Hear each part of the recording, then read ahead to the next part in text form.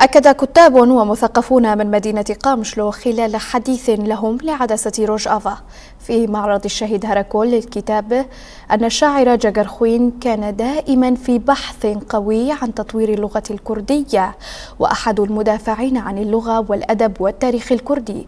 وفي هذا السياق أكد الكاتب في أدب اللغة الكردية محمد بيري والمؤرخ التاريخي برادوست ميتاني أن جاغرخوين كرس حياته لحماية اللغة الكردية من الاندثار، ويعتبرونه شخصية ثمينة نتيجة أعماله وثقافته التي عمل عليها وطورها من أجل اللغة الكردية، قائلين: فقد الأدب الكردي المعاصر عميدا، وفقدت الأمة الكردية نجما، وفقدت الإنسانية قدوة.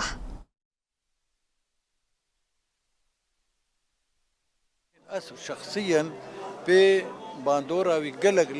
الشاعر جاغرخوين كان له تأثيرا كبيرا على شخصيتي، لأنني تعلمت اللغة الكردية من خلال كتبه ودواوينه، والآن يوجد لدي 3 دواوين خاصة به أحتفظ بها كمسودة، كتبتهم بيدي من أجل أن أتعلم لغتي. بفضل الشاعر جاغرخوين ودواوينه أتكلم الآن بالكردية، كما أنني كتبت قصصه التي ألفها بعنوان رشو ورشي، وعند تعلمي للغة بدأت أكتب بخط يدي أيضا.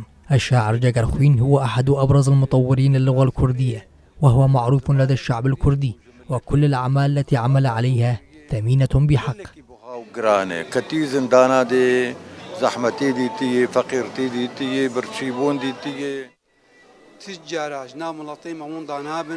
شخصية مثل جاغرخوين لا ينساها شعبنا أبدا، وسمي على اسمه الآلاف من أبناء شعبنا، والكثير من طلابه مستمرون في أعمالهم على خطاه وثقافته ودراسته وعلمه، والذي استلهموه من كتبه في كردستان وخارجها. نحن نقدر شخصية جاغرخوين التي تسطع بيننا بأعمالها التي ألفها من أجلنا، وسيظل من كل النواحي الوطنية شمعة منيرة بيننا بمؤلفاته، حتى أنه مرض وتعب كثيرا للوصول إلى هدفه من أجل الشعب الكردي. وبعد مضي 40 سنة من رحيله، وبالرغم من وفاته في المهجر، إلا أن حلمه الوحيد وأمله الوحيد كان العودة إلى أرض كردستان.